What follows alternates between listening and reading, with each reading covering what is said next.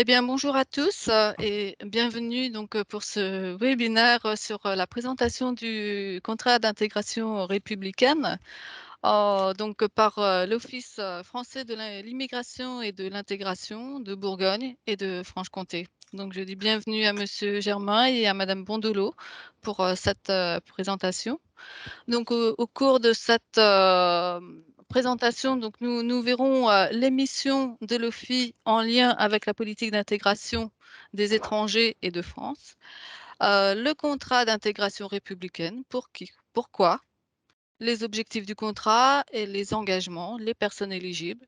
Et donc, nous aurons également un temps d'échange où vous pourrez donc poser vos questions à travers le chat de façon à ce que Monsieur Germain et Madame Bondelot puissent y répondre.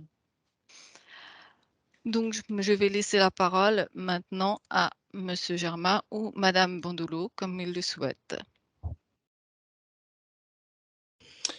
Bonjour à toutes et tous. Nous allons faire ça à deux voix. On s'est un peu réparti les rôles, donc vous aurez l'occasion de nous entendre tous Très les bien. deux.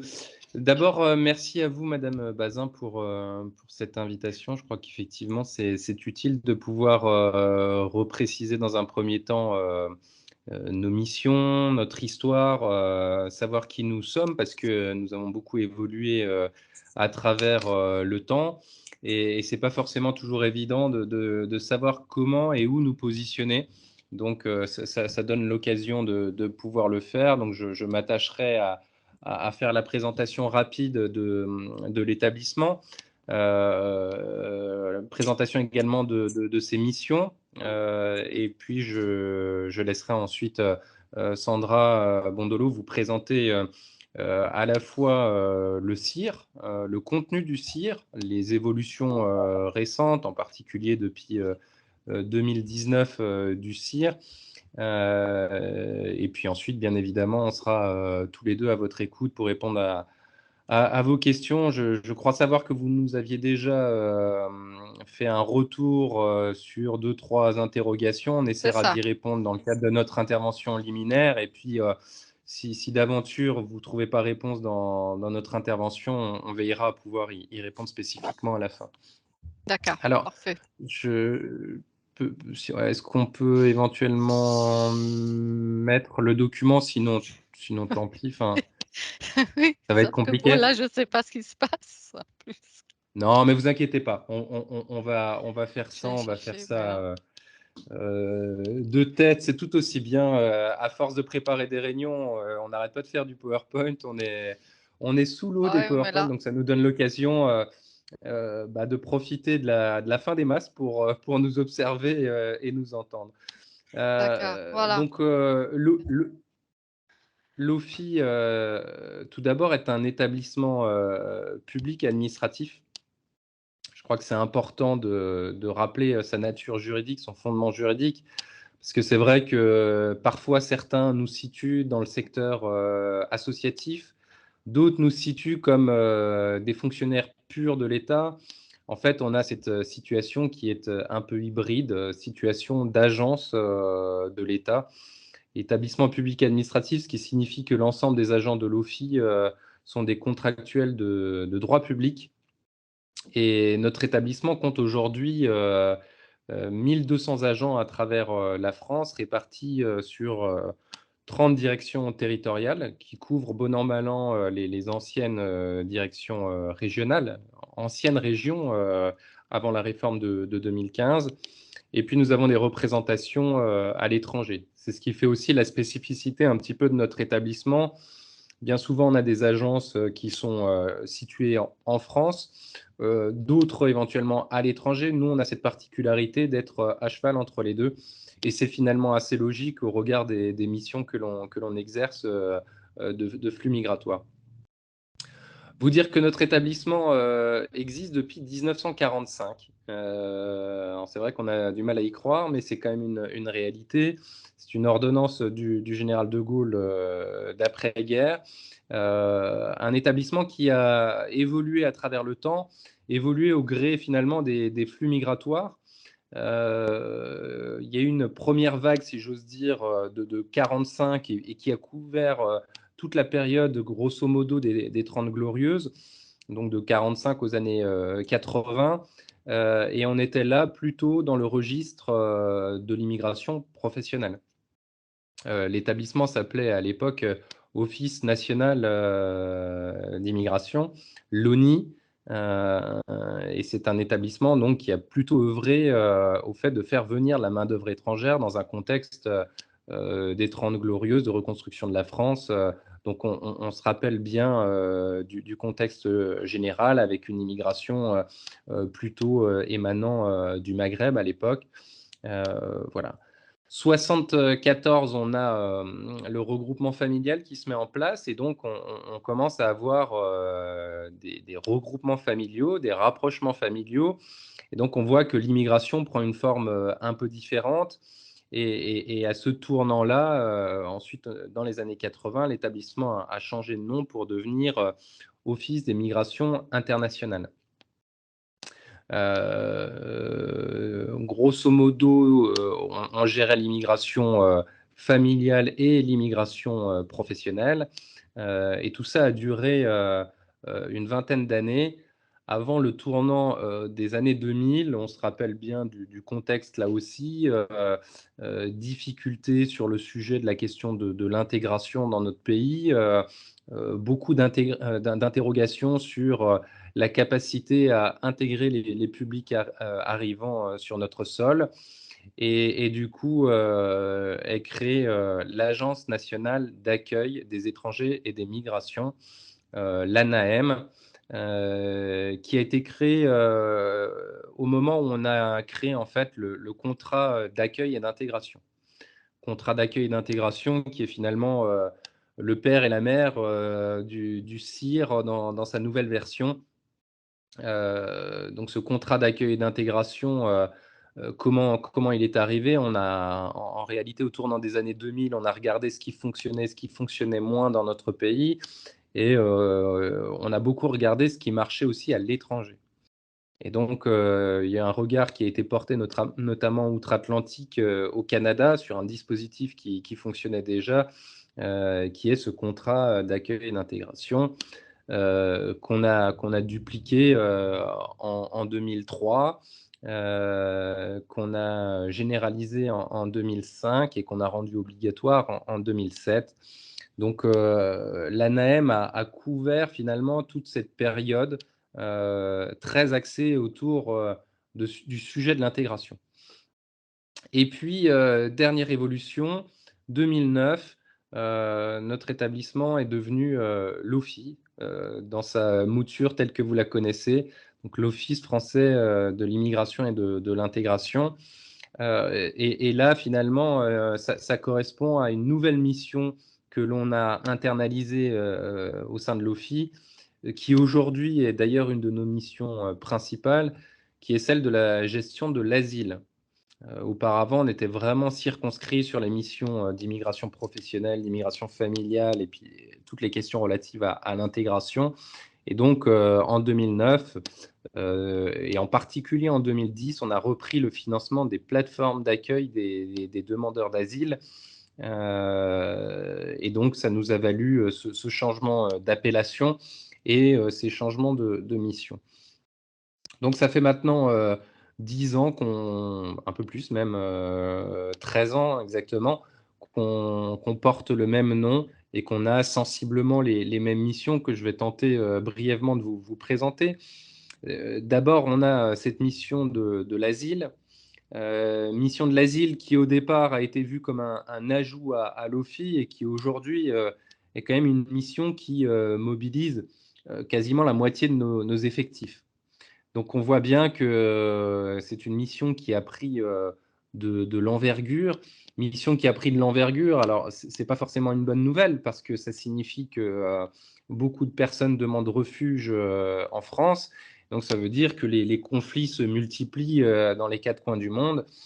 C'est en ça que ce n'est pas une bonne nouvelle.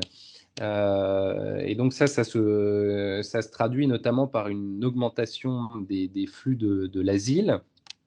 Aujourd'hui, on accueille en France l'équivalent de 120 000 demandeurs d'asile.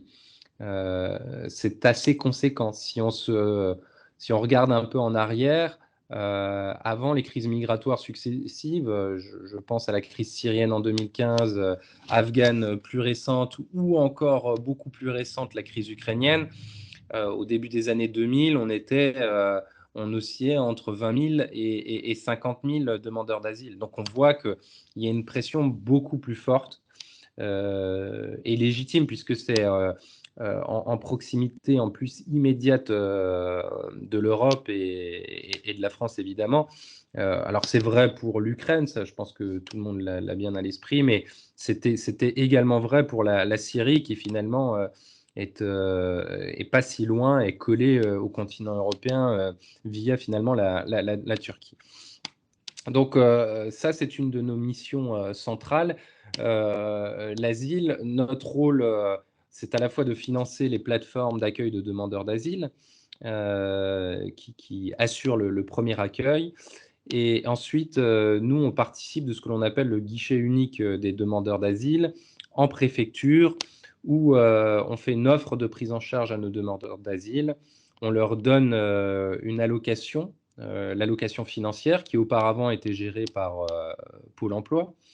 Donc là aussi, c'est quelque chose de très important pour notre établissement, parce que aujourd'hui, la facture, si j'ose dire, annuelle de cette allocation, c'est 500 millions d'euros. Donc c'est quand même un budget qui est conséquent et qui concerne 100 000 demandeurs d'asile. Donc on voit que ce sont des masses importantes qui ont un effet fort sur notre établissement. Et on gère l'orientation vers l'hébergement des publics demandeurs d'asile.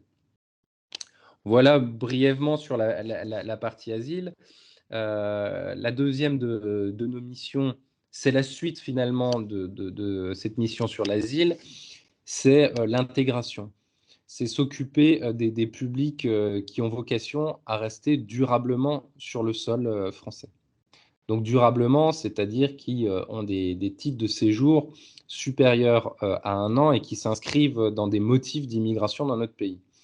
Motifs d'immigration qu'on peut résumer à l'immigration familiale, qui reste le principal motif de venue sur notre territoire.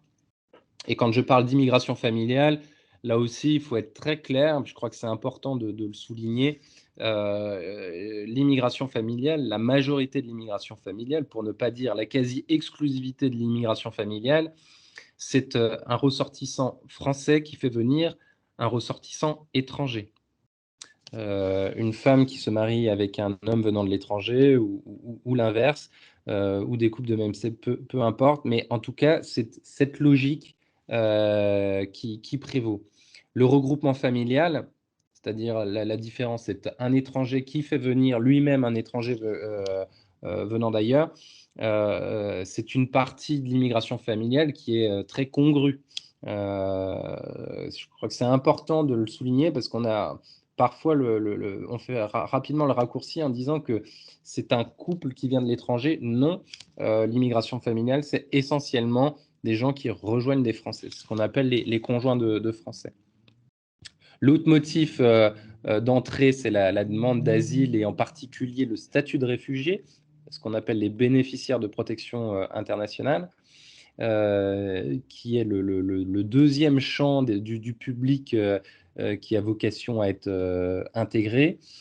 Et puis, le dernier public, en dehors du public régularisé, si j'ose dire, c'est l'immigration professionnelle. Ce sont des gens qui viennent sur des métiers en tension dans notre pays et qui ont vocation à rester durablement. Tout ce public se doit de signer le contrat d'intégration républicaine dont Sandra va vous parler tout à l'heure. Donc ça, c'est notre deuxième grande mission. Troisième grande mission qui se fait en partenariat avec notamment les préfectures. On a un rôle aussi dans le sens des retours. On ne s'occupe pas simplement de l'accueil et de l'intégration, mais on s'occupe aussi du retour dans le pays d'origine, pour toutes celles et ceux qui n'ont plus leur place sur le territoire français parce qu'ils ont obtenu notamment une obligation à quitter le territoire. Alors c'est ce qu'on appelle l'aide au retour volontaire. Il n'y a pas de contrainte au départ. C'est ce qui fait la différence entre les éloignements réalisés par les préfectures et les forces de l'ordre et ce que nous réalisons nous. Nous nous plaçons plutôt dans une logique d'aide au retour, en considérant que les gens, quand ils viennent en France, font un choix d'une immigration, bien souvent en laissant beaucoup de choses derrière elles. Et si à un moment donné, je prends le cas d'un demandeur d'asile qui n'obtient pas son statut, qui est débouté, repartir peut être vécu et est bien souvent vécu comme un échec. Notre objectif à travers l'aide au retour volontaire, c'est de remettre le pied à l'étrier dans le pays d'origine et d'éviter que les gens aient le sentiment de repartir avec cette psychologie de l'échec. Donc concrètement, ça veut dire quoi? Quelqu'un qui est débouté de l'asile ou qui a une obligation à quitter le territoire, on le reçoit, on lui fait signer une aide au retour, on lui paye le billet d'avion pour repartir dignement sans être entouré des forces de l'ordre. On lui offre un pécule financier pour pouvoir commencer à se reconstruire dans son pays. Et si d'aventure, il a un projet de réinsertion dans son pays, quand je parle de réinsertion, éventuellement un petit projet économique dans son pays, on a la possibilité, avec des opérateurs locaux, de pouvoir les accompagner. Et quand je parle d'accompagner, c'est un accompagnement financier. Donc voilà, on se place quasiment c'est peut-être un peu exagéré, mais c'est presque du co-développement. Parce que ça veut dire quoi? Ça veut dire qu'on tente de permettre aux gens de repartir chez eux, de se reconstruire chez eux et y compris de créer de l'activité chez eux. Donc ça, c'est le troisième gros champ de notre activité. Et puis après, c'est tous on a notre sujet des étrangers malades, pardon. Les étrangers malades, qui est notre quatrième mission, sont des personnes qui cherchent refuge en France sur l'aspect sanitaire, dont le traitement dans le pays d'origine ne peut pas être assuré parce que le traitement soit n'existe pas, soit n'est pas accessible. Donc, il est possible d'offrir le statut dit d'étranger malade, qui est un statut qui est temporaire, qui permet au public d'être soigné le temps nécessaire en France. Et puis, les derniers sujets, c'est tous les sujets d'immigration, de traitement de l'immigration, en particulier avec les instructions des dossiers de regroupement familiaux qui sont de notre ressort. Lorsqu'un étranger veut faire venir un étranger, il doit remplir un certain nombre de critères. Critères à la fois d'hébergement, de logement plutôt, avoir un logement suffisamment grand pour pouvoir faire venir la famille qu'il souhaite faire venir, mais aussi justifier de moyens financiers suffisants pour pouvoir accueillir sa famille en France. Et d'où notre rôle, c'est d'instruire le dossier, de vérifier que effectivement les personnes ont le logement qui vont bien et ont les ressources qui vont bien, pour leur donner l'occasion de s'installer en France. Donc voilà un petit peu l'ensemble de nos missions. Simplement quelques grandes masses pour que vous puissiez voir de quoi on parle. L'année dernière, on a accueilli, dans le cadre du contrat d'intégration républicaine, 3700 personnes à l'échelle de Bourgogne-Franche-Comté.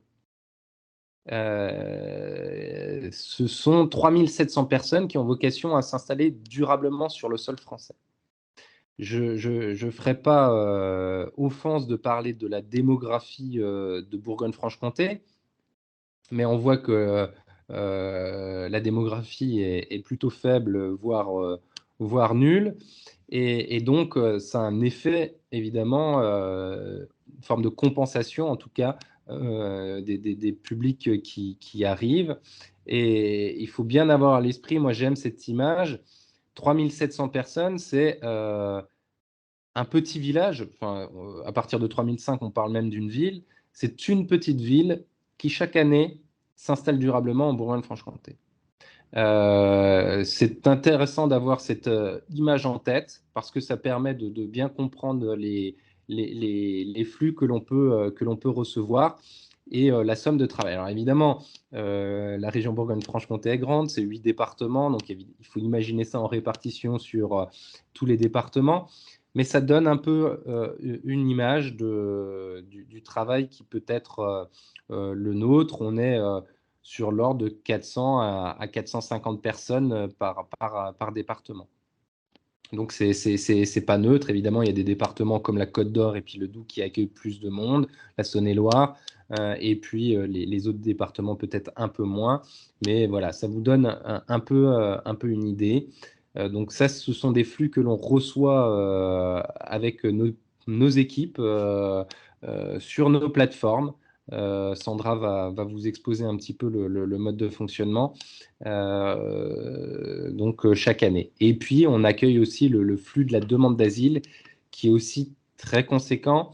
On est plutôt sur de l'ordre de, entre là aussi, 3000 à 4000 personnes accueillies, mais qui n'ont pas toute vocation à rester, puisque un tiers seulement aura le statut de réfugié et les autres seront déboutés.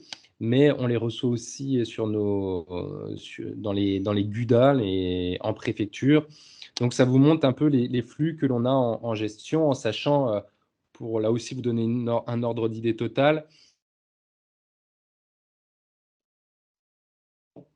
et celle de Bourgogne, 2 ou 3 effectifs en plus, je crois que vous devez être 18 ou 19, ou peut-être 4.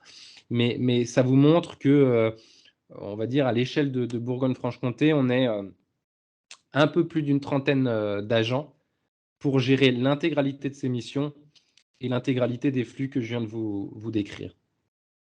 Voilà, j'ai dit pour ma part. Je ne sais pas si on prend les questions maintenant et là-dessus, j'y réponds, ou si on attend la fin de la présentation. Sinon, je laisse la parole à Sandra pour compléter toute la partie intégration. Très bien, merci. Bonjour à tous et à toutes. Donc effectivement, je vais vous expliquer la partie contrat d'intégration républicaine, donc on appelle le CIR, afin que vous compreniez le fonctionnement du CIR, les dispositifs dans le cadre du CIR et les thèmes qui sont abordés lors des différentes formations. Alors, ce qui est important à comprendre, c'est que le contrat d'intégration républicaine a pour but de faciliter l'intégration des étrangers, donc des primo-arrivants. Et cela passe donc par la signature du contrat d'intégration républicaine, soit à l'OFII de Dijon, soit à l'OFII de Besançon. Il y a différents temps de formation obligatoires dans le cadre de ce contrat, qui sont prescrites lors des entretiens individuels et personnalisés au sein donc, de nos directions.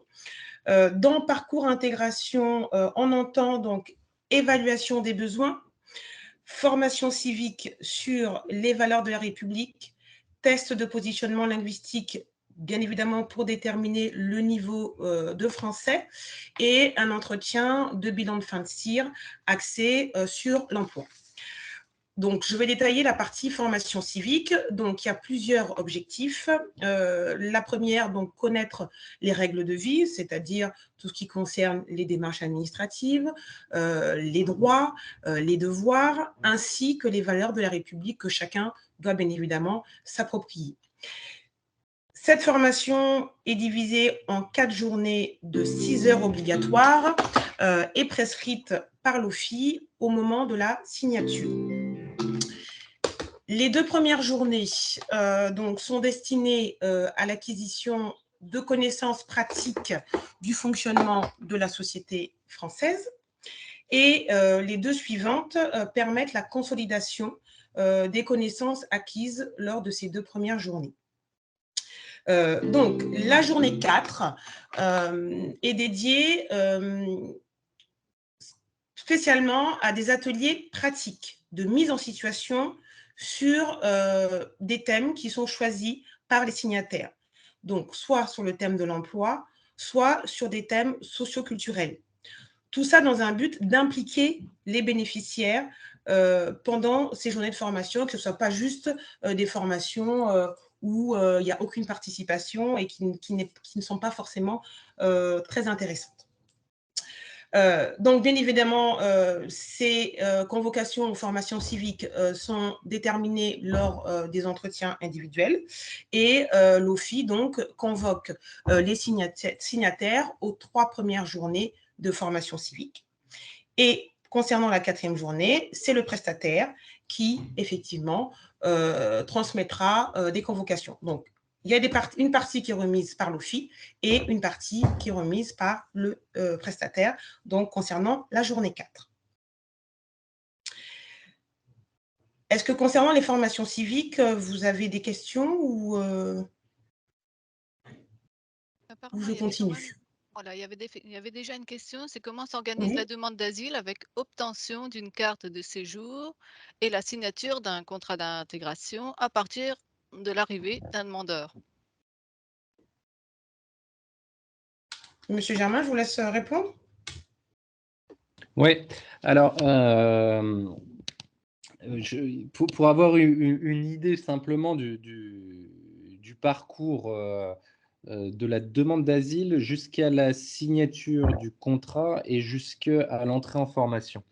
C'est un parcours d'abord qui est long.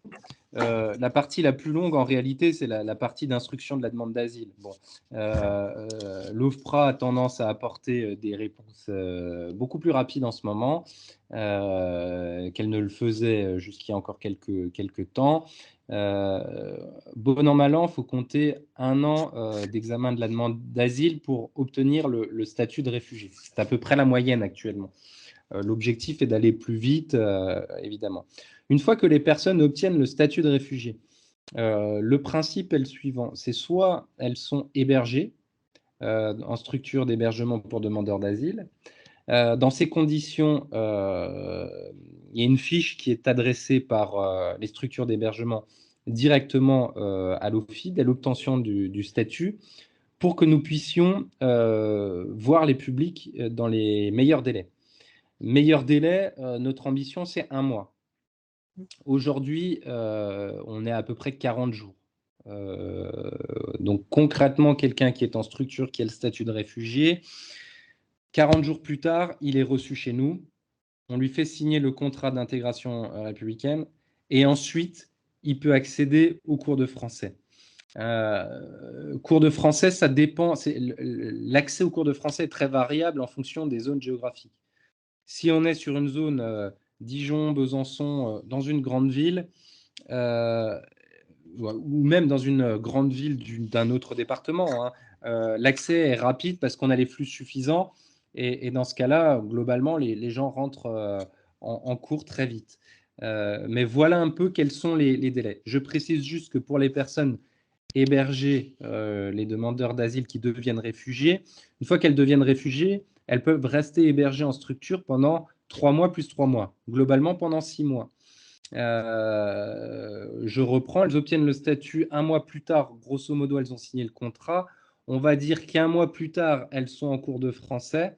Il leur reste donc 4 mois pour pouvoir accomplir un maximum d'heures de français avant de devoir sortir de la structure.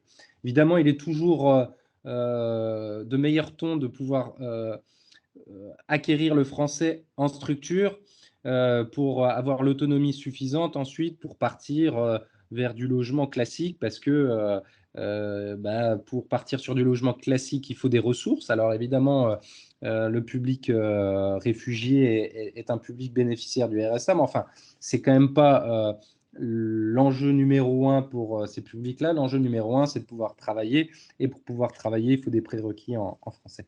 Voilà un petit peu comment est échevelé le parcours. Mais je crois qu'il y a une question. Je vois une main levée. Oui, bonjour, c'est Brice Nafta. Donc moi, je travaille à Pôle emploi et c'est moi qui ai posé la question parce qu'on a un travail en cours avec l'ADRED justement sur le suivi des personnes en CIR. Donc moi, j'ai essayé de regarder en fait le moment où ils étaient inscrits en CIR puis le moment où ils étaient inscrits à Pôle emploi. Et en fait, je me suis rendu compte que dans le parcours, il y avait des gens qui pouvaient être inscrits à Pôle emploi derrière leur CIR, mais des fois, ça peut être un petit peu avant. Et des fois, j'ai des personnes aussi qui sont là depuis 20 ans et qui, à un moment donné, signent un CIR, mais ils ont déjà été demandeurs d'emploi il y a 8 ans, ils sont repartis dans leur pays, ils sont revenus. Il y a des parcours comme ça un petit peu, et j'avais du mal à voir en fait justement ce flux. Et voilà, des fois j'ai l'impression qu'il y a des personnes, on les attrape entre guillemets, puis on leur fait signer un CIR, mais ça fait déjà peut-être 3 ans qu'elles sont présentes en fait. Elles ont déjà une carte de séjour. Non, alors, ouais, alors je peux vous répondre là-dessus. D'abord, première réponse, c'est sur l'inscription à Pôle emploi avant ou après signature du CIR, quand les gens viennent par exemple d'être réfugiés. Vous avez des publics dits hébergés qui ont un référent social, un travailleur social en structure qui peut déjà avoir accompagné l'individu avant d'avoir signé le CIR, donc dans le mois entre l'obtention du statut et le mois du passage chez nous pour signer le CIR, ils peuvent potentiellement déjà avoir fait une inscription Pôle emploi. Ça arrive. C'est quand même pas la vérité absolue, mais ça peut arriver. Et puis après, les publics peuvent signer le CIR, aller à Pôle emploi après coup, avec un élément qui est évident, c'est le frein linguistique. La difficulté du niveau linguistique pour accomplir les démarches. Et puis ensuite, la deuxième question sous-jacente, c'est capter les gens qui sont là depuis très longtemps pour leur faire signer le CIR. Alors oui, oui et non. D'abord, le CIR existe, comme je vous l'indiquais, à titre expérimental depuis 2003, a été généralisé en France en 2005.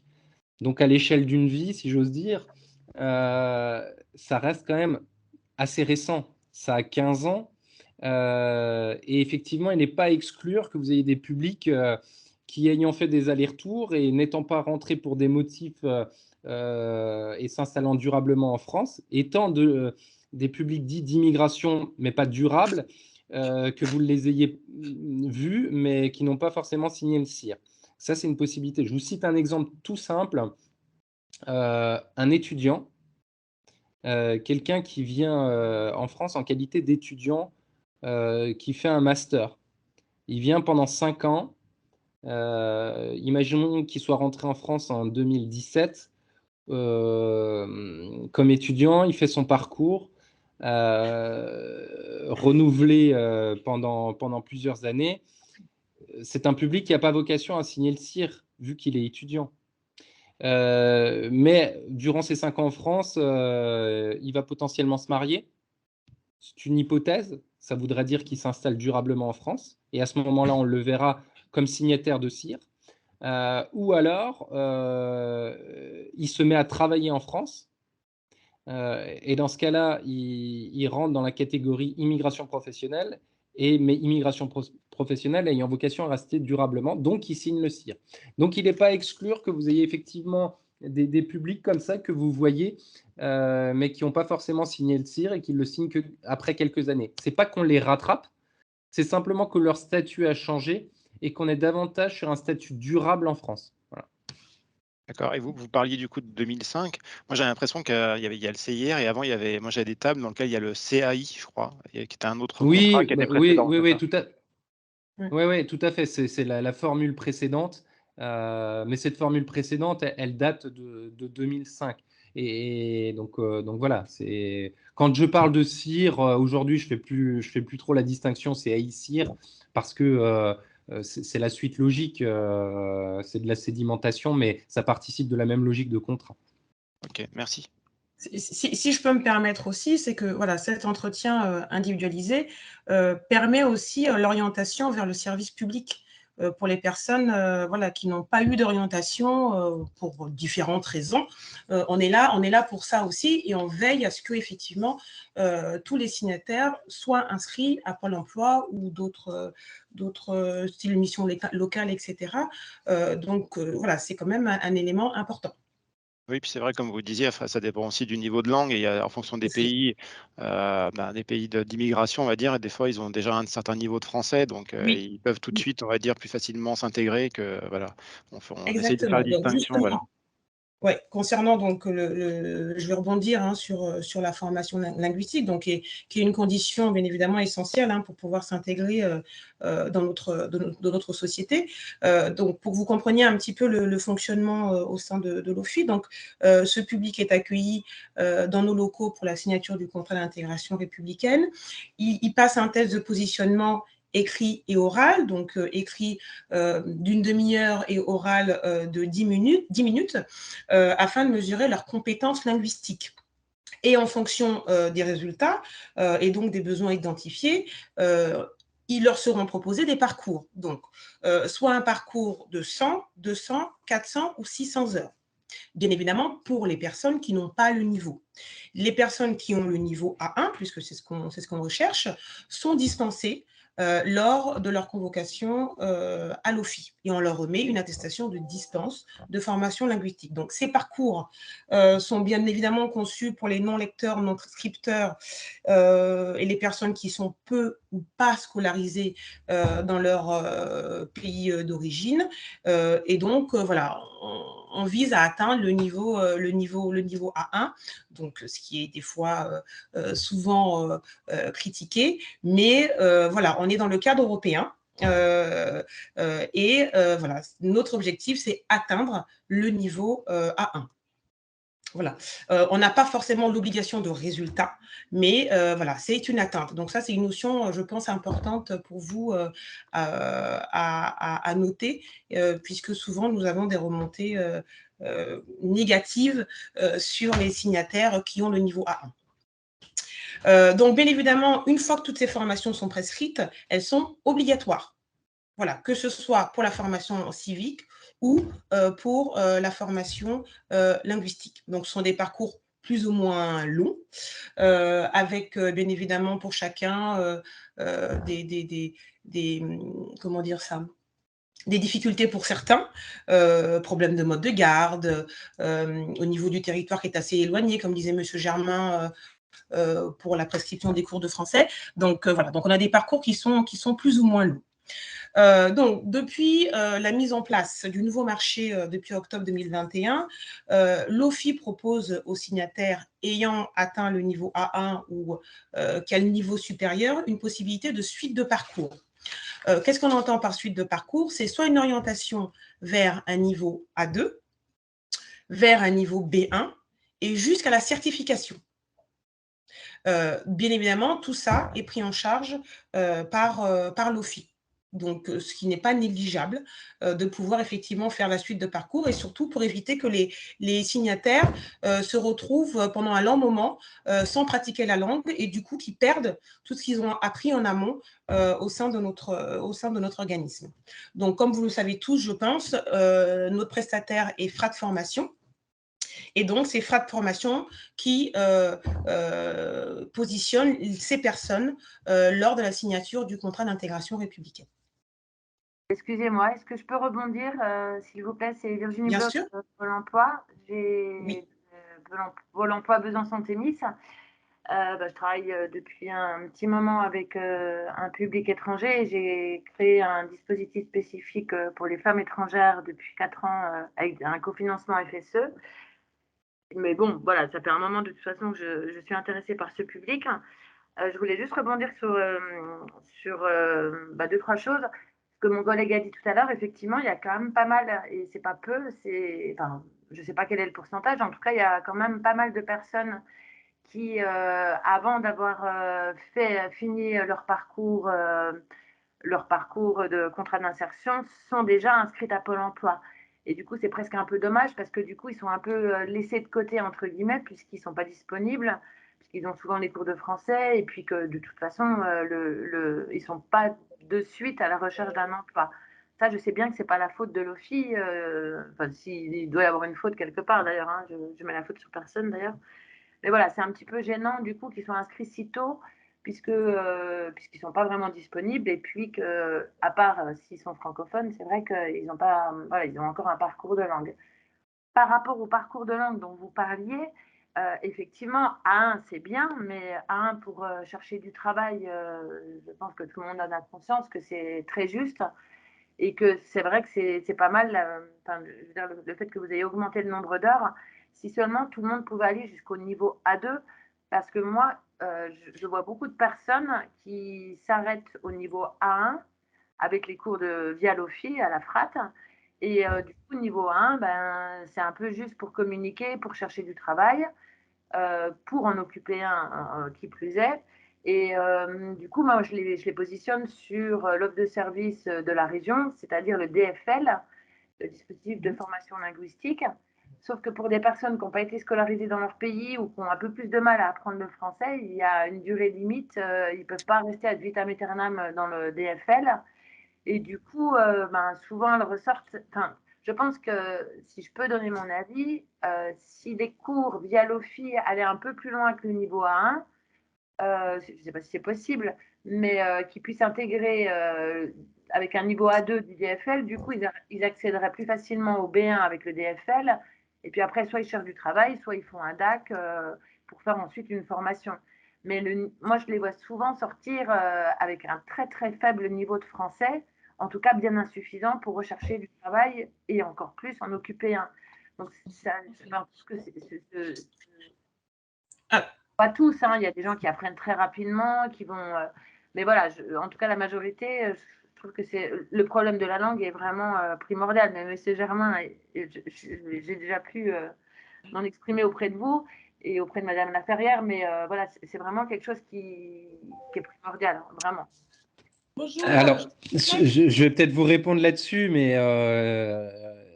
il y a le parcours, on a un parcours à deux pour les publics qui souhaitent être dans une logique de suite de parcours. L'OFI offre la possibilité d'aller jusqu'au A2 et même jusqu'au B1. Donc, voilà, ça existe. Après,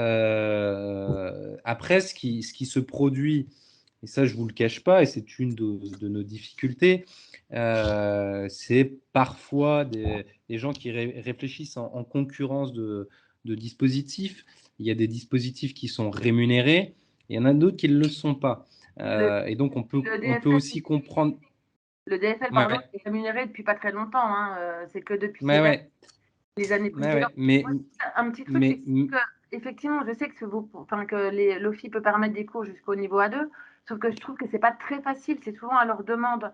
Je sais qu'il y a des possibilités, qu'il y a des gens qui attendent, il y a des gens qui les sollicitent, mais est-ce qu'on peut pas plus faciliter ce passage?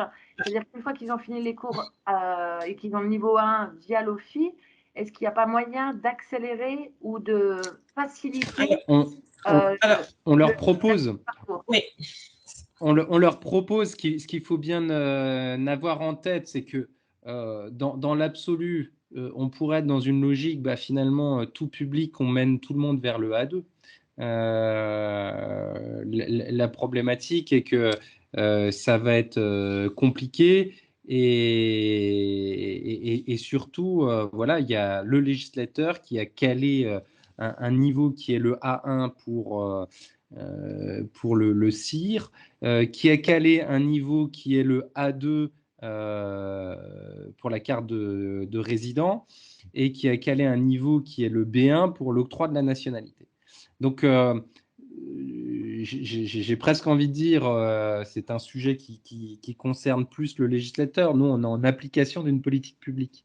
Bon, la politique publique, elle dit bien ces trois niveaux adossés à ces trois titres de séjour, si j'ose dire. Et ça, c'est une réforme qui date de 2018. Voilà.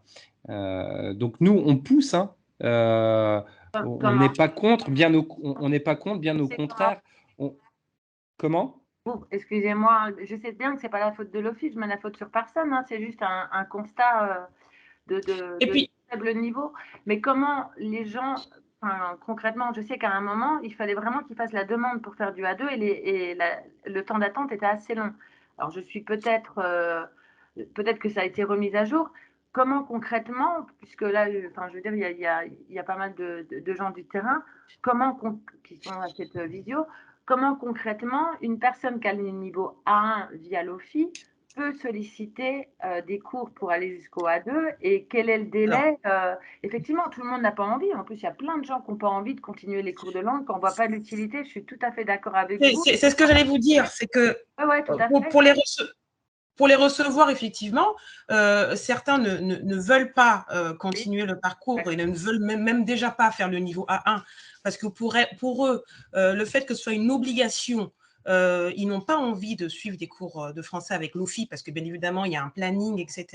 C'est sur un certain nombre de temps, il faut qu'ils soient disponibles et ça, pour eux, ils le voient plutôt comme une contrainte et qu'ils préfèrent aller sur d'autres dispositifs.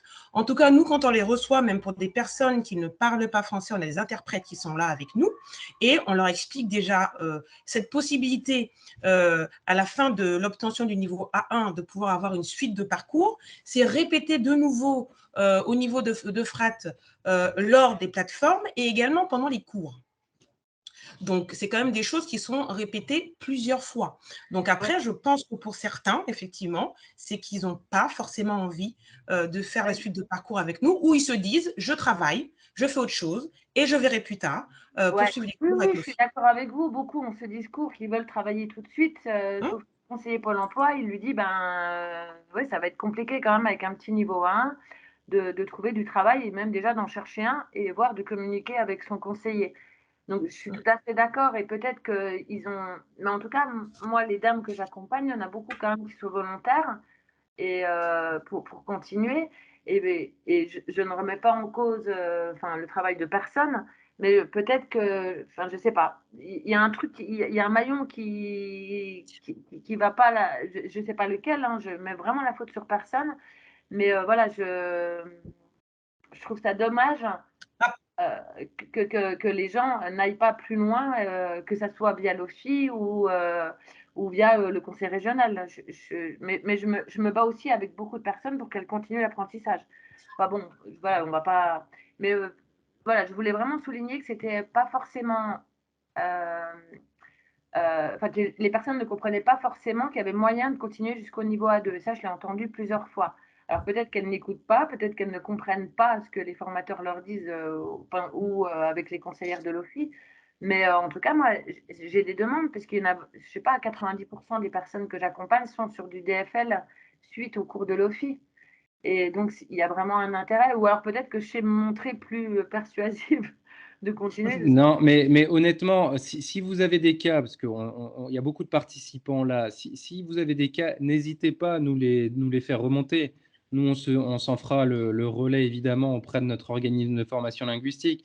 Mais je crois que ce qui est important à mesurer, c'est ce que l'on dit au moment où on le dit et l'état d'esprit du public à ce moment-là. Il est vrai que des réfugiés, bien souvent hommes seuls, à qui l'on dit bon, maintenant que vous avez fait le parcours A1, il faut penser au parcours A2. Eux, leur envie principale, c'est tout de suite de travailler. Et ils vont trouver. Les hommes, Et ils oui. vont trouver. Les hommes, Et oui. ils vont D'accord. ils vont trouver. Après, on a un public, je pense notamment à tous les conjoints de Français qui forment quand même le gros du contingent des signataires du CIR. C'est quand même beaucoup plus délicat parce que bien souvent, les gens rejoignent un conjoint présent établi en France, bien souvent qui a des ressources, et la venue sur le territoire est plutôt celle de vouloir retrouver son proche que de penser immédiatement et de se placer dans une perspective de travail et d'intégration linguistique. Donc, on voit que selon le signataire de CIR, selon son statut, le motif de son entrée, il va réagir différemment à des moments différents. Donc, effectivement, si vous avez des gens que nous avons perdus de vue parce qu'ils ont réalisé toute leur démarche auprès de nous, mais qui souhaitent continuer leur apprentissage linguistique, surtout n'hésitez pas à nous les signaler. Nous avons encore 3-4 mains levées, donc je ne sais pas si vous allez pouvoir répondre à toutes les questions avant d'arriver à la fin de votre intervention. Et puis, il y a quand même pas mal de questions qui sont posées à travers le chat. Donc, je vous laisse un peu prendre la Bon. main et puis demander la Après, si je peux me permettre aussi, c'est vrai que pour certains territoires qui sont assez éloignés, on a effectivement peut-être des difficultés à proposer un dispositif assez rapide parce qu'on n'a pas assez de public sur certains territoires et que voilà, FRAT, mais maintenant avec la formation à distance qui a été mise en place, voilà, ça devrait effectivement couvrir toutes ces zones qui sont, voilà, qui sont difficiles. La nouveauté aussi, c'est au niveau du bonus d'heure, hein, puisque pour les Excusez-moi, stagiaires… Madame Bandolo. Je me permets d'intervenir, parce que c'est une précision sur des propos que vous avez eus quelques temps avant, sinon après on est complètement déconnecté. Concernant Oui, la oui, tout à nouveauté, fait. concernant la nouveauté 2021, où dans la mesure Oui. du positionnement lors du CIR, le A1 est validé, Oui. voire peut-être même au-delà, la Oui. proposition de formation en A2 et B1. Est-ce que cette Oui. proposition est faite systématiquement ou pas forcément systématiquement? Elle est faite systématiquement lors des plateformes d'accueil. D'accord. Est-ce que c'est stipulé dans le CIR? Est-ce que ça doit être écrit? Oui. D'accord, parce que moi j'ai encore reçu un jeune homme qui a un super niveau, donc forcément il est dispensé, mais j'ai Oui. aucune trace d'autre chose dans son CIR. Et ça, c'est il y a Bah, quelques jours. parce que ça lui a été proposé et qu'il a dit non. Mais oui, moi il vient à mon bureau en me demandant des cours de français. Et pourtant, Bah il oui, mais s'exprime très alors, bien, il comprend très bien. ça c'est la difficulté qu'on a effectivement. C'est Incroyable. qu'ils nous donnent une version Ouais. et quand ils vont vers vous, ils vous donnent une autre version. Ouais. Voilà. Parce que, c'est ce que je vous disais, je pense que voilà, pour eux, c'est une contrainte. Ils ne comprennent pas forcément, effectivement, l'utilité. C'est pas le cas. Moi, le jeune homme, il voulait même aller à l'université, faire les cours. Vous voyez, enfin, c'est étonnant. Bah, écoutez, mais... dites-moi, renvoyez-moi effectivement son identité et puis je verrai ça.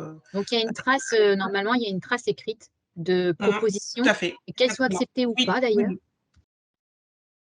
Alors, si effectivement la personne ne veut pas, il n'a pas de document de notre part. Hein. Ça marche, d'accord. Tout à fait. D'accord. Merci pour votre précision. De rien. Donc voilà, donc pour les stagiaires qui sont proches d'atteindre le niveau A1, ils peuvent effectivement avoir un bonus d'heures dans la limite de 10% du parcours initialement prescrit. Donc ça, c'est vraiment aussi une grande nouveauté pour les encourager et afin qu'ils puissent atteindre ce niveau A1. Donc voilà toutes les nouveautés concernant la formation linguistique. Donc, point important, le CIR est valable 1 an, renouvelable 1 an, à partir de la date de la signature de ce contrat. Donc, bien évidemment, c'est l'OFII qui prend la décision de prolonger le contrat d'intégration républicaine ou pas, selon effectivement les éléments que nous aurons en main. Le CIR est clôturé positivement si toutes les formations ont été réalisées. Avec assiduité et sérieux, bien évidemment, et des attestations leur seront remises. Donc, une attestation pour la formation linguistique, une fois que le niveau A1 est atteint ou pas, d'ailleurs, et une attestation concernant les 4 journées de formation civique. Avant, ils avaient une attestation pour chacune des journées. Journée 1, journée 2, journée 3 et journée 4. Sauf que maintenant, c'est un seul document qui résume ces 4 journées. Y a-t-il des questions? Je pense que oui. Oui, bonjour, Karine Sagva, je suis conseillère d'insertion en chantier d'insertion professionnelle. Je voulais revenir justement, il y avait une question qui était posée, que se passe-t-il pour une personne qui ne valide pas le niveau A1? Alors, une personne qui ne valide pas le niveau A1 aura une attestation disant que cette personne a bien suivi effectivement les cours de français, mais que ce niveau n'est pas atteint. Voilà, tout simplement. Et donc après, il sort du dispositif OFII et il peut intégrer d'autres dispositifs. D'accord. Alors moi, je suis donc en chantier d'insertion, hein, j'accueille quelques personnes réfugiées et mes collègues sur Dijon en accueillent beaucoup plus que moi. On se rend compte qu'on a des gens qui n'ont effectivement pas le niveau A1, qui sont limite alpha, qui veulent travailler, hein, qui ont un besoin financier qui fait que c'est des personnes qui travaillent. Et le problème, c'est qu'on ne peut absolument pas travailler un projet professionnel en 2 ans. Parce que le niveau de français sur 2 ans n'augmente quasiment pas. Donc, c'est des entrées en formation qui sont impossibles. Voilà, surtout qu'on a un chantier d'insertion, on prend vraiment tous les niveaux. Enfin, voilà, c'est vraiment dommage. Après, moi, je suis passée sur Beaune. Le DFL, il intervenait chez nous, il n'intervient plus. Donc après, c'est super compliqué. Et franchement, la barrière de la langue, ça pose énormément de problèmes pour l'intégration. Hein. Alors que c'est des gens qui sont super vaillants, qui ont des projets, qui sont travailleurs, etc. Et on est complètement bloqué. C'est vraiment un gros problème, je pense. J'entends bien, mais c'est vrai qu'on n'a pas de solution là tout de suite à vous proposer pour les personnes effectivement qui n'ont pas atteint ce niveau A1. Parce que je suppose que ce sont des gros parcours. Ils ont quoi, entre 400 et 600 heures? Oui, 600 heures. Ah oui, 600 heures, ouais. Ouais, donc oui, il n'y a pas d'autre solution. Enfin, on n'a pas de solution à proposer à part effectivement avoir la possibilité de les positionner sur d'autres dispositifs, mais qui est a priori compliqué. Après, simplement pour dire quand même, ça reste effectivement, et c'est bien que vous le précisiez, des parcours 600 heures parce que pour nous, on se réjouit que le doublement des heures et puis le bonus d'heures qui a été octroyé dans le cadre du nouveau marché nous conduit quand même à avoir un taux d'obtention du A1 l'année dernière de l'ordre de 85%. Donc on est quand même sur des taux qui sont relativement élevés. On a un peu d'infra A1 qu'on réorientait systématiquement vers du DFL quand c'était possible et quand les personnes le souhaitaient, évidemment, pour accéder au A1 et puis ensuite rebasculer sur des parcours A1 vers A2. Mais oui, ça reste portion congrue, mais quand on est face à ces situations, c'est vrai que c'est compliqué. Mais je voulais juste apporter quand même cette donnée chiffrée. D'accord, parce que beaucoup de formations demandent un niveau A2 pour entrer en formation. Et malheureusement, beaucoup n'ont pas le niveau A2, loin de là. Voire B1 pour faire une formation. Hein. Voire B1 sur certaines formations, effectivement, mais même le A2. Alors que c'est des gens qui, dans leur métier, je pense aux Soudanais qui sont soudeurs, etc., pour entrer en formation soudure, c'est un niveau A2 obligatoire. Et ils ne passent pas. Après, je vous cache pas, c'est une réalité que de pouvoir avoir ces prérequis pour pouvoir se débrouiller. Il y a quand même beaucoup d'employeurs que nous, on a vu alors avant crise sanitaire et qu'on recommence à voir maintenant, qui ont des forts besoins de main-d'œuvre et qui prennent sur du niveau A1. Alors, évidemment, pas dans tous les secteurs, mais même nous, on a le fameux dispositif HOPE. L'objectif, c'est de prendre des gens avec un niveau A1. Il est déjà arrivé que sur du infra A1, assez proche du 1, mais infra A1 quand même, de gens extrêmement volontaires, ils basculent sur le dispositif. Donc, il y a une vérité qui est celle du niveau linguistique qui est nécessaire. Et puis après, il y a aussi la pression économique où les employeurs qui, à un moment donné, sont très regardants, le sont peut-être un poil moins quand il y a des très forts besoins de main-d'œuvre. C'est vrai. Merci. Il y a une autre question de Pauline Perso, j'espère. Donc, prenez la parole, s'il vous plaît. Ah. Bon. Eh bien, ce sera tout à l'heure. Sinon... Il y a Mathieu Sêtre qui a levé la main. Et, je voulais donner 2 éléments. Donc, je suis responsable d'un dispositif, entre autres, qui est financé par le PIC, qui s'appelle Plateforme Réfugiés sur Dole. La première chose, c'est que je voulais signaler la qualité de la formation française en français dispensée par l'OFI et puis par le prestataire.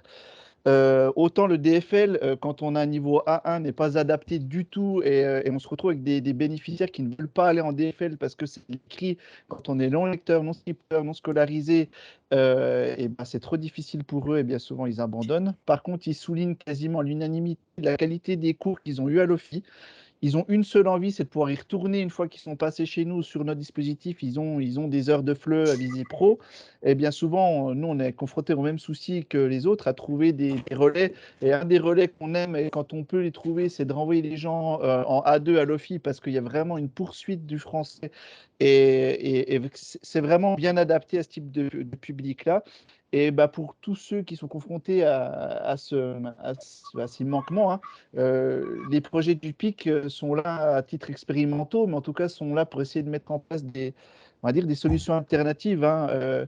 Nous, dans le cadre de Plateforme R, on accueille sans distinction, et bien souvent, c'est des infra A1.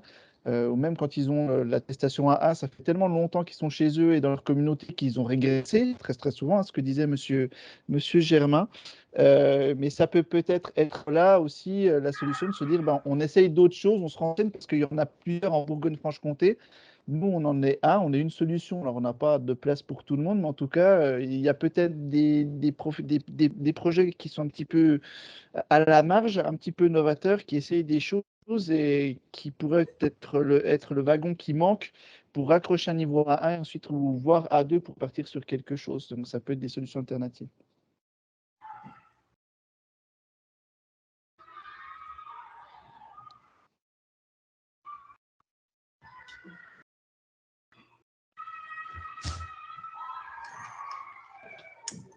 Madame Bouin. Oui, non, en fait, moi, tout à l'heure, moi, je ne fais pas du tout le même constat que Mathieu qui vient de parler. Par rapport au niveau de français entre la FRAT et le DFL, moi, je fais le constat inverse. Que souvent, en fait, ils sont évalués, ils finissent le 1 avec la FRAT, évalués à 1, et qu'ensuite, ils arrivent au DFL pour être évalués et on leur dit qu'il faut retourner en A1. Vous n'avez pas le niveau pour aller en A2. Mais apparemment, on vient de me dire que les évaluations avaient changé. Donc, je ne sais pas, à voir plus tard. Et il y a aussi une chose, c'est quelqu'un qui n'a jamais été scolarisé, qui a un certain âge. Là, on peut constater aussi que cette personne, il a beau avoir 600 heures, et puis non francophone, non alphabétisé, n'a jamais appris non plus l'alphabet latin, etc. Ça va être vraiment très, très, très compliqué pour lui au niveau du français et pour l'apprendre. Et pour moi, j'en connais plusieurs, ils n'ont jamais, je ne sais pas s'ils arriveront un jour à valider le 1. Hein. C'est ce que j'allais vous dire. Vous pouvez même leur donner 900. Je pense que c'est des personnes qui n'arriveront pas à atteindre le niveau 1. Oui, mais le truc aussi, c'est que je ne sais pas comment. Il n'y a pas de cours d'alphabétisation non plus pour ces personnes. Non. Qu'est-ce qu'on fait alors? Voilà. Que fait-on avec ces personnes? Sur Dijon, il y a, mais je ne sais pas, vu qu'on est à la globale, on est la grande région, on va dire. Je ne sais pas exactement comment on peut faire ensuite. Des publics comme ça, dans le cadre du projet Plateforme R, on en accompagne. On a eu un monsieur de 58 ans qui était du Bangladesh, qui était incompréhensible avec 600 heures. Et ben, ce monsieur-là, ça nous a pris un peu de temps. Alors, c'est sûr, il ne parle pas très bien français, mais il a réussi à gagner l'autonomie. Et aujourd'hui, il a un CDI à Dijon en tant que cuisinier. Alors, on ne fera pas du tour de magie à chaque fois, mais il y a aussi la méthode d'apprentissage où en tout cas, le choix que fait ce projet, c'est de faire de l'individualisation. Donc, on prend tous les niveaux, on s'adapte à chacun. Sur 12 personnes autour de la table, il n'y a pas une personne qui a le même support d'apprentissage, qui a les mêmes techniques. Il y a des personnes qui passeront que à l'oral, il y a d'autres personnes qui passeront à l'écrit.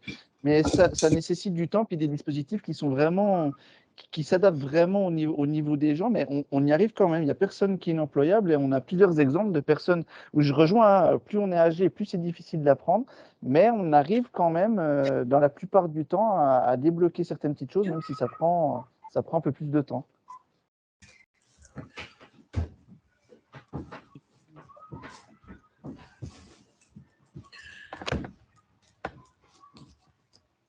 Alors, dernier point important concernant le contrat d'intégration républicaine, c'est qu'il faut savoir que les préfectures, ils ont accès à tous ces éléments concernant le respect du contrat par le biais des différentes formations pour permettre aux bénéficiaires d'avoir un titre de séjour pluriannuel. Donc, c'est l'une des conditions, effectivement, pour un titre de séjour pluriannuel, c'est le respect du contrat d'intégration républicaine.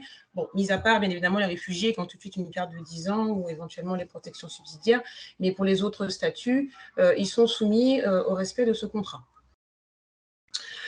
Également, la nouveauté, c'est que à la fin des formations, l'OFII a mis en place un bilan de fin de CIR qui est censé être fait dans les 3 mois après la fin des formations.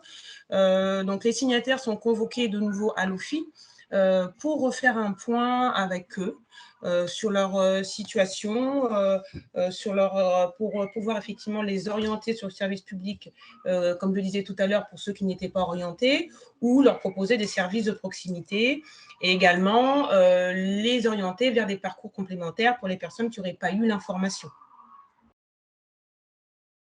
Donc, c'est quand même assez complet au niveau du suivi de nos signataires. Donc, on les voit 2 fois.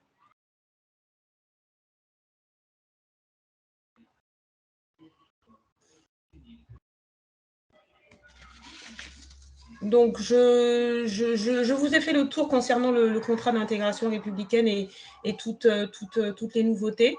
Donc, si vous avez des questions.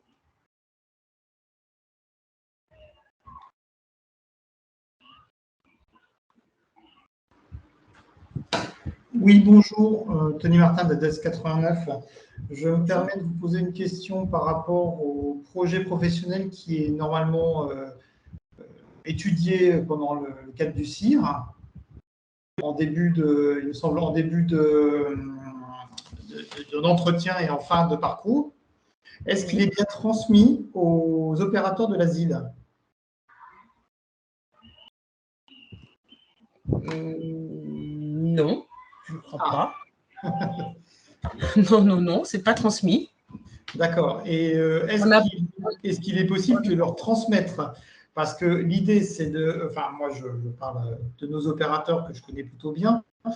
C'est qu'en fait, pour travailler un projet d'intégration sur le territoire, ils pourraient largement s'appuyer justement sur ce bilan qui est déjà fait par vos services pour justement s'appuyer pour justement projeter un travail concret en adéquation avec ce qui est fait dans le cadre du CIR, en plus des cours de linguistique, mais aussi en termes de projet d'intégration. Alors, c'est pas prévu.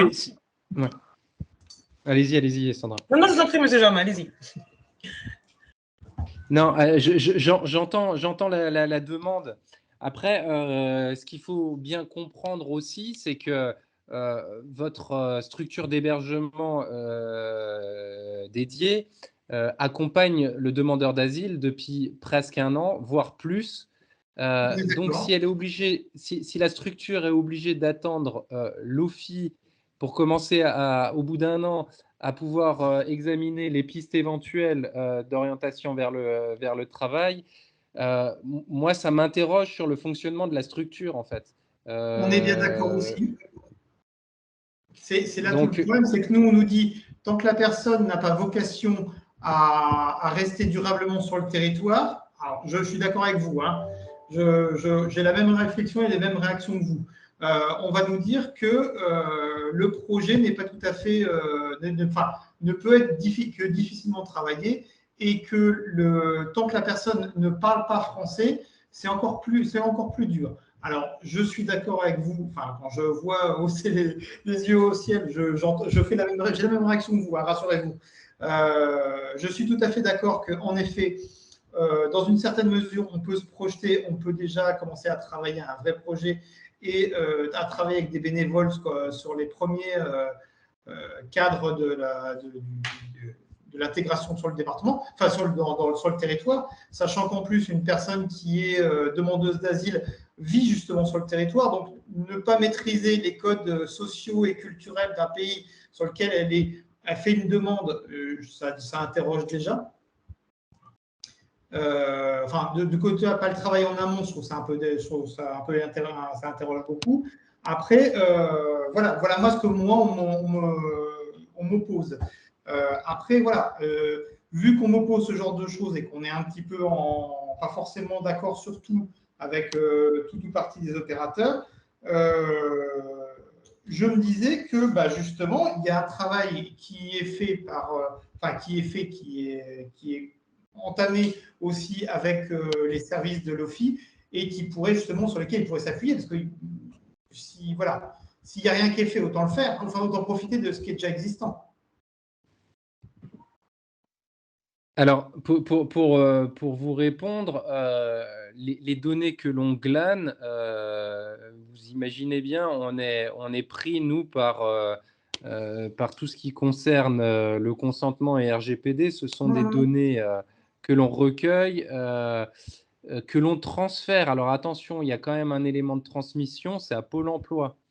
On a une convention État-OFI-Pôle emploi qui nous permet que toutes les informations glanées dans le cadre de l'entretien CIR et en particulier l'entretien fin de CIR sur métier exercé au pays, formation acquise au pays, volonté de travailler en France, quel secteur visé, sous quel délai, etc. Tous ces éléments-là viennent théoriquement irriguer la base de données Pôle emploi. Je dis théoriquement, mais je devrais retirer théoriquement. J'en ai eu la preuve suite notamment à une réunion avec Pôle emploi. Il y a un onglet dans les dossiers Pôle emploi où figurent toutes ces données. Moi, je crois que ce qui est important plutôt de dire aux opérateurs de l'asile, c'est d'abord d'être vigilant lorsqu'on les sollicite sur tous les dispositifs type HOPE, parce que bien souvent, on va vers eux pour les orienter vers des formations qualifiantes. C'est de répondre à ces demandes-là lorsqu'on les sollicite.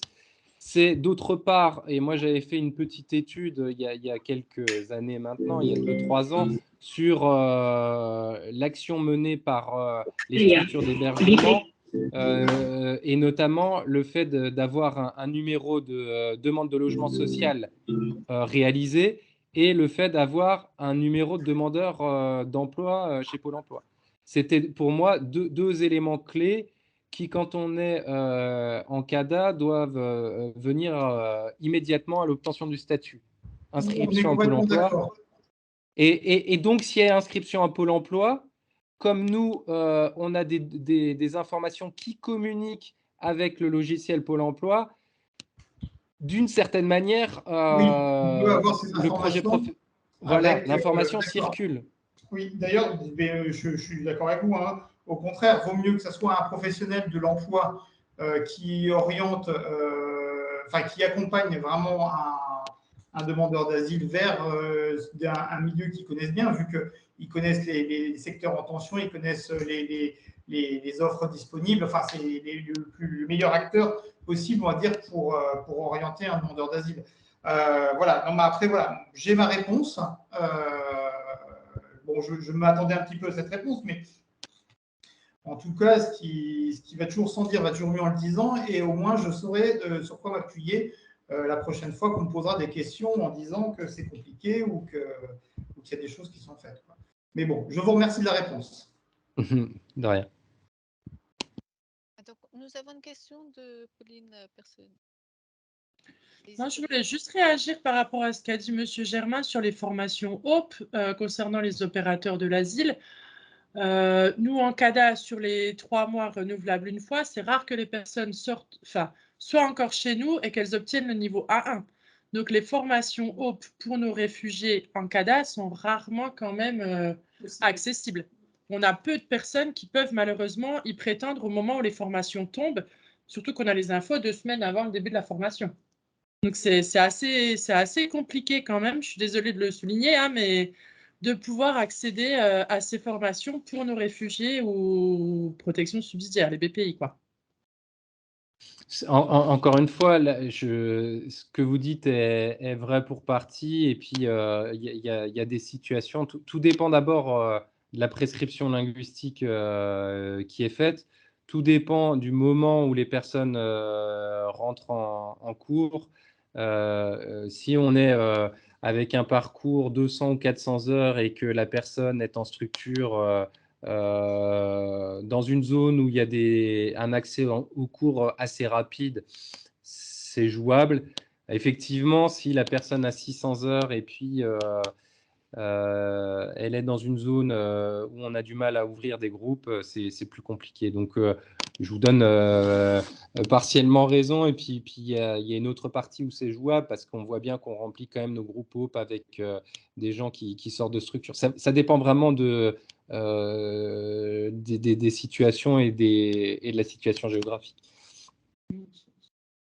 Puis, est-ce que vous pourriez répondre aux questions qui sont dans la conversation, parce qu'il y en a énormément? Bon, on va les balayer, non, peut-être? Je sais pas, Madame Bazin, peut-être. Si on reprend depuis le départ, bon, avec ce que vous avez déjà évoqué, c'est pas aussi évident que ça.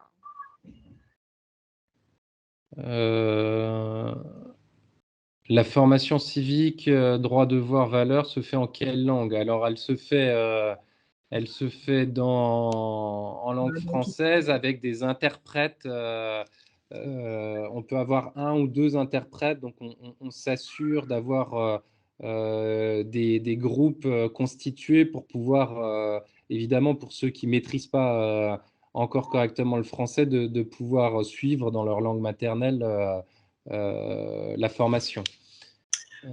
Après, il y a quelles conséquences pour les personnes qui refusent les heures de français obligatoires? Nous, comme je l'ai dit, on clôture le contrat négativement et on transmet l'information aux préfectures compétentes. Et ensuite, les préfectures prendront leur décision sur les renouvellements de titre de séjour ou pas.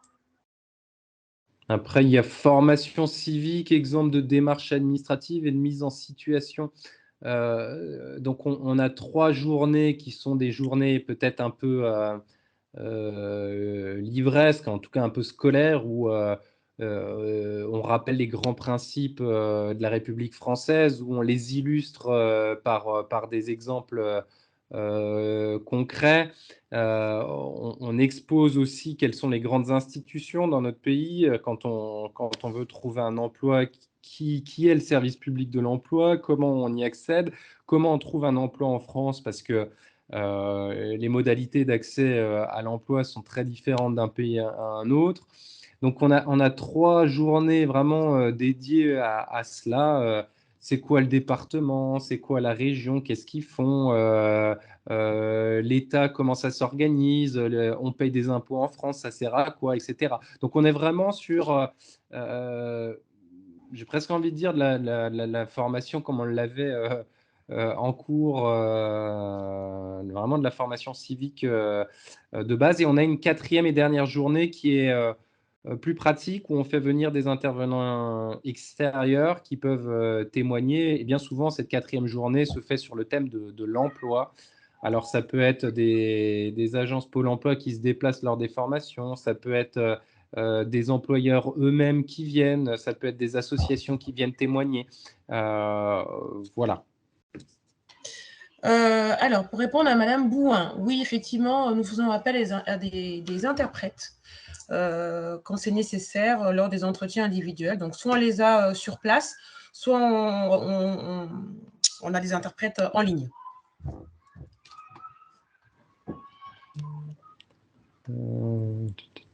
Excusez-moi, concernant la formation civique que vous évoquez, vous parlez d'intervenants extérieurs, sous-entendu que les 3 autres jours sont gérés par des agents OFII?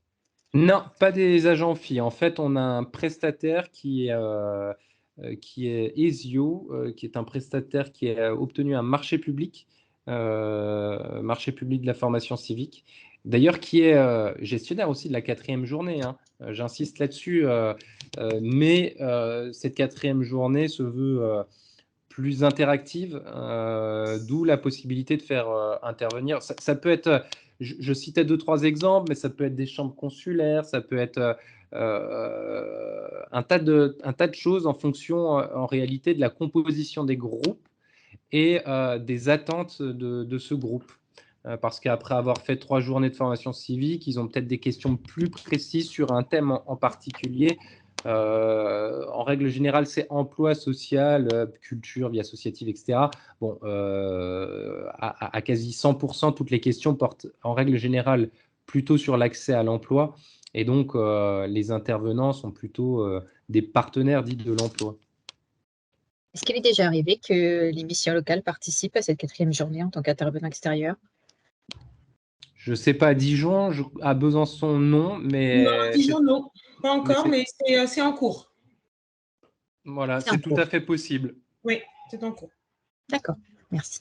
Et pour ça, il suffirait soit de nous contacter directement, puis on fait le lien avec le prestataire, soit de vous rapprocher de l'organisme Esio Conseil, qui peut enregistrer votre demande et puis voir quelles sont les modalités de votre intervention. Très bien, merci.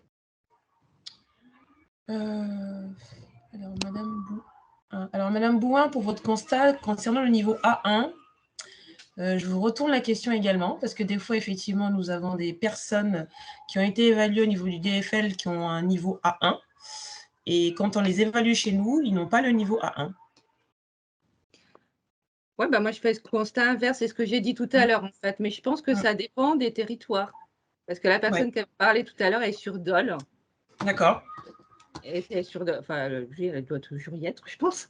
Et sur Dijon, moi, honnêtement, moi, depuis 2015, la plupart du temps, je fais ce constat-là. C'est tout. Alors, après, vous faites le constat inverse parfois, sans doute, mais…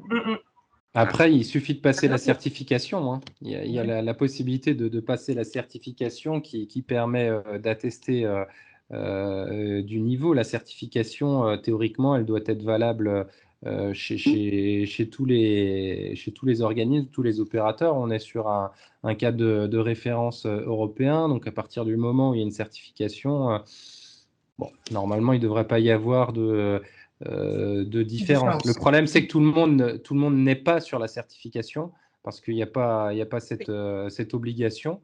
Mais ceux qui le souhaitent le peuvent, bien évidemment. Alors, les groupes FRAT je fais le même constat à Dole, hein, mais ça peut aussi s'expliquer, c'est par le temps où a été pris la photo. Quand nous, on récupère des gens sur le dispositif qui sont passés sur les couvre-feux il y a 1 an, qui ne s'est rien passé pour eux depuis 1 an. À la maison, ils sont entre Afghans, ils sont entre Soudanais, ils sont entre Érythréens, ils ne parlent jamais français. Et quand nous, on les récupère et qu'on fait les POSI, ils sont très souvent à un niveau en dessous de ce qu'ils ont eu. Même des B1 arrivent à être plutôt A2 alors qu'ils avaient vraiment validé le B1 avec les papiers qu'il faut derrière. Mais ce n'est pas forcément des gens qui sortent à l'instant T du dispositif OFI qui rentrent chez nous avec un niveau inférieur, mais il y a aussi tout ce qui se passe entre ces périodes-là où dès qu'il y a un temps mort, ils perdent. Tout à fait, c'est tout à fait juste. C'est tout à fait, c'est tout à fait juste. C'est tout à fait juste et c'est bien souvent aussi un problème que l'on a dans nos sourcings que l'on peut faire lorsque soit on a un employeur qui se manifeste avec des besoins de main-d'œuvre spécifiques, soit dans le cadre du dispositif HOPE où finalement on reprend nos signataires 6 mois en arrière pour essayer de trouver des publics qui peuvent répondre à la formation en question. S'ils ont terminé leur cours depuis un moment, rien ne garantit le maintien du niveau. Complètement d'accord avec le phénomène qui n'est pas de repli communautaire, qui est tout simplement d'une vie avec les publics qu'ils connaissent dans un premier temps et qui ne favorise pas forcément la pratique du français du quotidien. Je suis tout à fait en phase avec ça et on l'explique bien souvent pour justifier parfois de la baisse de niveau parce que c'est de ça dont il s'agit en fait. Alors, les groupes FRAT A1 sont composés maximum de 12 personnes. D'accord. Et puis le test donc se réalise en début de plateforme. C'est un test réalisé en 20 minutes à l'écrit avec un test oral qui vient compléter un dialogue avec un représentant du positionnement linguistique qui est un prestataire extérieur. Et donc, c'est le cumul des 2 notes écrite et orale qui conduit à positionner les publics sur des parcours 100, 200, 400 ou 600 heures. Bonjour, j'aimerais intervenir pour compléter un petit peu sur la qualité justement des cours qui sont dispensés à la FRAT. Donc moi, je suis donc intervenante sociale à l'UDA de Digoin. Donc on a une antenne de la FRAT sur Digoin. Donc il faut savoir que les personnes qui sont orientées sur ces cours n'ont pas forcément le même niveau. Donc on a des personnes qui n'ont jamais été scolarisées et des personnes qui ont, on va dire, vraiment des difficultés du point de vue de la barrière de la langue. Et là, on met les deux publics ensemble, et ce qui fait que ceux qui sont complètement, on va dire, qui n'ont jamais été scolarisés, se retrouvent vraiment très loin de l'organisation de ces cours. Et dernièrement, on a vu des jeunes qui sont revenus en nous disant, nous, on n'apprend pas grand-chose durant ces cours parce que on ne comprend pas, on est complètement perdu, et puis parfois il y a certains qui dorment, et je trouve ça dommage parce que d'ailleurs c'est des jeunes qui ont validé leur niveau A1. On imagine hein, le niveau qu'ils ont eu au bout de 400 heures de cours, et c'est vrai que c'est dommage. Je comprends bien, on ne peut pas faire de niveau pour toutes les personnes, mais c'est vrai que ça serait bien peut-être des personnes qui n'ont jamais été scolarisées, essayer de les regrouper quand même, et des personnes qui ont un certain niveau d'études, qui comprennent tout de suite, et d'ailleurs même qui ont déjà une petite base avant de rentrer pour ces formations FRAT. Bon, voilà. Alors, effectivement, FRAT a la possibilité, hein, et ça a été validé par notre direction, de pouvoir effectivement faire des mélanges de niveaux. Après, Madame Salmouadi, sur vos sites, vous savez que voilà, c'est assez compliqué des fois de monter un groupe. Donc, FRAT est obligé de faire une mixité au niveau des niveaux parce que sinon, les délais d'attente sont très, très longs. Donc après, c'est vrai que c'est un choix aussi. C'est soit effectivement, on attend qu'il y ait un certain nombre de personnes suffisant pour ouvrir un groupe, mais bon, là, on sera critiqué également parce que les délais d'attente vont aller jusqu'à 6 mois, sinon plus. Soit effectivement, on fait une mixité de niveaux. Bon, voilà. Complètement en phase avec ça, simplement vous dire aussi qu'on essaye d'épargner quand même les publics 600 heures. En règle générale, le prestataire veille quand même à ce que les publics qui ont des difficultés en matière d'alphabétisation et autres restent entre eux. Il ne s'agit pas non plus de mélanger n'importe comment les niveaux. Après, il n'est pas à exclure que des publics 200 heures rentrent dans un parcours 400 heures au bout des 200 premières heures du groupe. Donc, ils essayent de faire les choses de la façon la plus intelligente possible d'un point de vue pédagogique. C'est quand même leur métier, et puis c'est plutôt eux qui nous alertent en règle générale là-dessus. Nous, on est plutôt sous les feux des projecteurs par les préfectures qui nous disent à tel endroit, vous ne rentrez pas assez vite les publics. Donc, nous, on est dans une logique plutôt de pression à ce qu'il n'y ait pas de délai entre le moment de la signature du CIR et l'entrée en formation. Et on essaye de trouver cet équilibre. Et qui dit équilibre dit effectivement, il y a toujours un degré de contestation, soit dans un sens, soit dans un autre. On essaie de faire de notre mieux de ce point de vue-là, et ce n'est pas toujours évident. On a encore une question de monsieur Nafetti. Oui, c'était une question plus personnelle. En fait, vous parliez d'échange de données avec Pôle emploi. Donc, comme j'étais intervenu au début, du coup, moi, j'ai pas mal de données, mais des fois, je ne sais pas vraiment ce qu'il y a derrière les variables. Et du coup, je voulais savoir s'il y a une personne que je pourrais contacter chez vous pour essayer d'échanger un petit peu par rapport à ça, essayer d'y voir un peu plus clair de mon côté. Voilà. Puis après, moi, il y a une info qui me manque, mais je pense que c'est des choses qu'on devrait pouvoir récupérer dans l'année de ce qu'on m'a dit. C'est de pouvoir avoir systématiquement le statut de BPI, parce qu'en fait, on peut le consulter à un moment donné quand on regarde une fiche d'une personne. Mais en fait, c'est une information qu'on n'a pas le droit de garder dans le système. Donc, moi, je ne peux pas faire des requêtes sur l'ensemble des demandeurs et voir s'ils sont BPI. Donc, et vu que c'est les personnes qui auraient le plus de besoins, on va dire, on essaye de suivre un petit peu ce qui se passe pour eux quand ils s'inscrivent chez nous, en fait. Donc voilà. Alors, concernant les données, alors, donc dans le cas de l'accord cadre Pôle emploi OFII, il y a une immersion qui est prévue, hein, autant pour les auditeurs que pour les référents Pôle emploi. Et justement, ce sera l'occasion de pouvoir voir effectivement ce que vous voyez et vous expliquer ce qu'il en est. D'accord, parce que moi, je ne suis pas sûr que j'ai la même vision que celle des conseillers, en fait. Moi, j'ai vraiment que des bases de données avec des tables, avec des centaines de lignes et de colonnes, en fait. D'accord.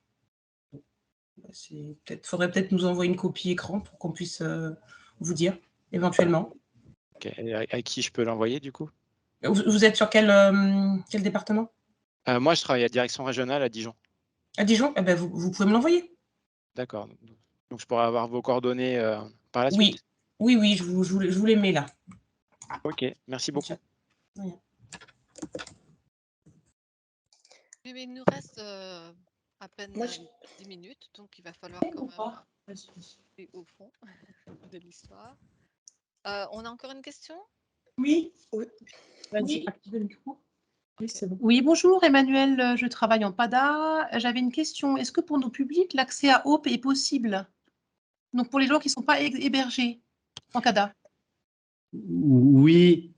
Alors, le principe, je rappelle, le principe en fait de Hope est à la fois d'apporter une formation, mais c'est aussi vu comme un outil de fluidité des structures d'hébergement. Donc, je vous dis oui par principe. Simplement, on vous demandera peut-être d'être encore plus vigilant que d'autres au fait qu'il y ait une vraie volonté, parce que qu'on ne comprenne pas potentiellement la place de quelqu'un qui, sans rentrer dans de la concurrence de public, mais quelqu'un qui pourrait sortir d'une structure d'hébergement. Voilà. J'essaye d'être le plus franc possible avec vous, mais c'est vrai que ça a été aussi vu comme un dispositif de fluidité du DNA. Donc, OK, juste bien veiller à la volonté de la personne. Merci.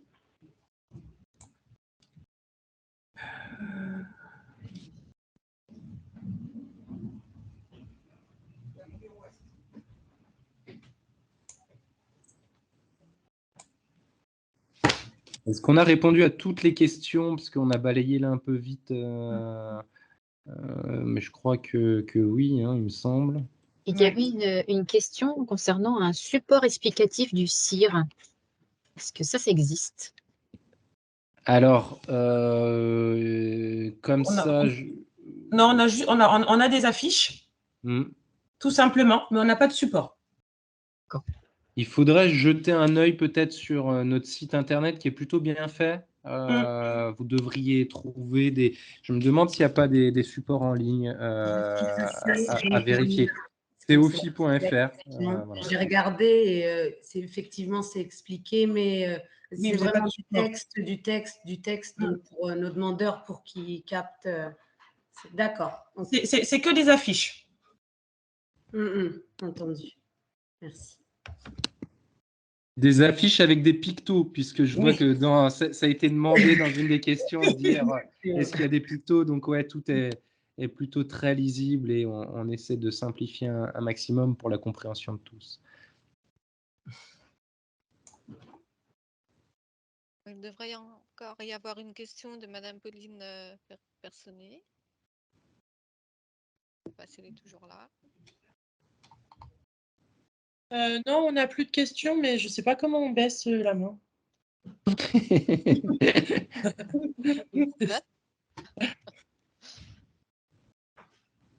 Ah oui, il y avait peut-être une question là. Je vois quelles conséquences pour les personnes qui refusent les heures de français obligatoires. Ça, c'est peut-être un point.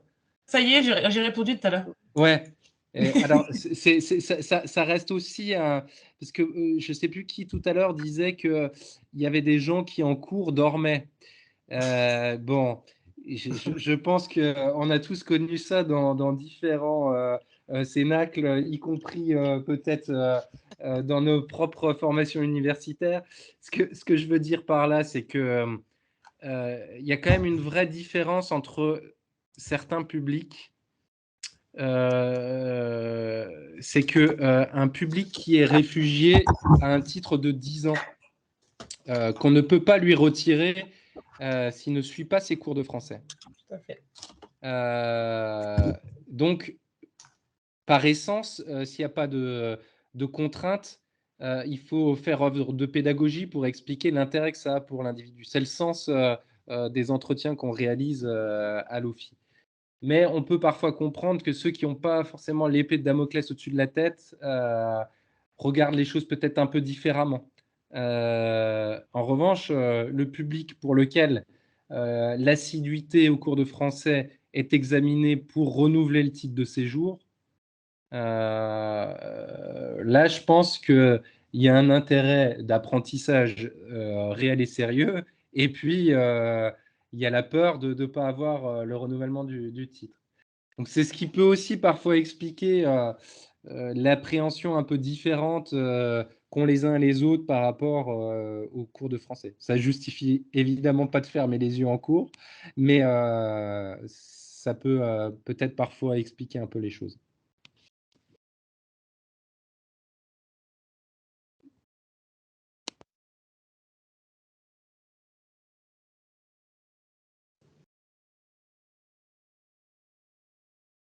Apparemment, enfin, il y a encore sans doute des questions pour lesquelles les réponses n'ont pas été complètement répondues, mais bon, dans l'ensemble, je pense que bon, votre intervention et puis votre patience à répondre à tout le monde, ça veut dire qu'il y a quand même quelques soucis, mais qui, je pense, serait intéressant que l'on puisse réitérer cet échange dans quelques temps, car je pense que les questions vont continuer à affluer.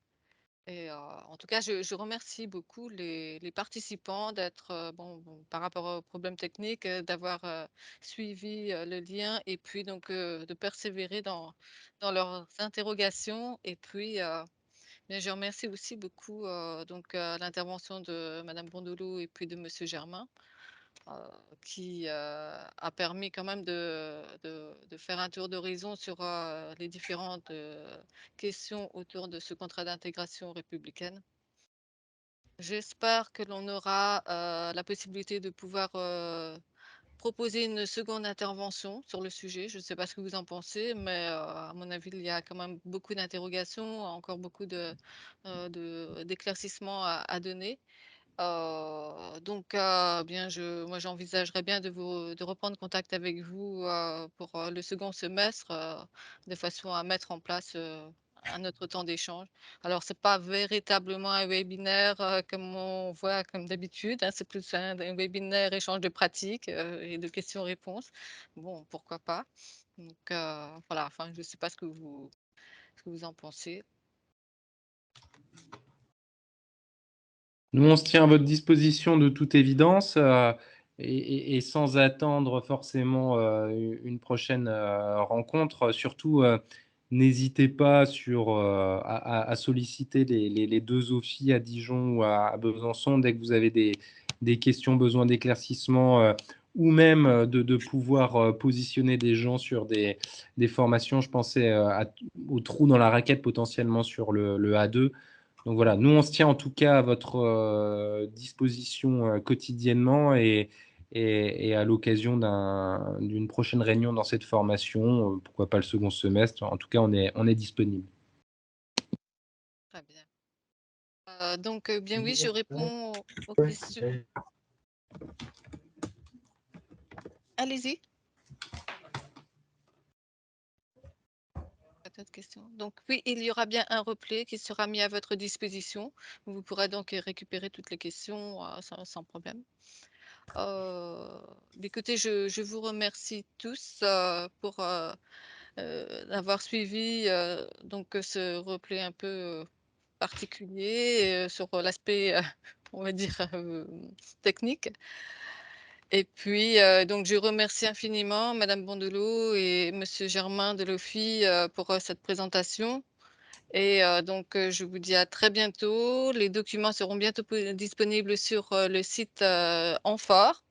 Et donc, nous reviendrons vers vous d'ici peu pour connaître vos questions et donc vous proposer un autre temps d'échange à ce moment-là. Et bien sûr, en attendant, n'hésitez pas à contacter les 2 OFII pour toutes vos questions. Merci à vous. Merci beaucoup. Merci à tous. Bonne fin de journée. Merci, au revoir. Au revoir. Bonne journée. Au revoir.